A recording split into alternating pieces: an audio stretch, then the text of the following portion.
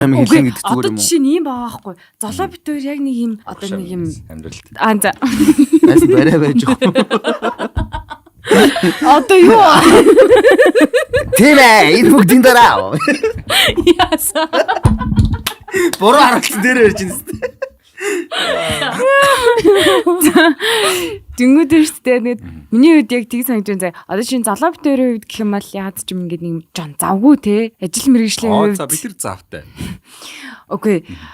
Одоо ер нь бол за яхаа миний бодлоор оюутан байх үед заяа. Скол магадгүй 10 жил байхад чи юу хийж гин гэж зүгээр нэг юм мэдээлэл солилцох байдлаар тий байж болно. Яг одоо бидний насн дээр магадгүй юу хийж гин гэвэл мэдээж ажиллаж байгаа.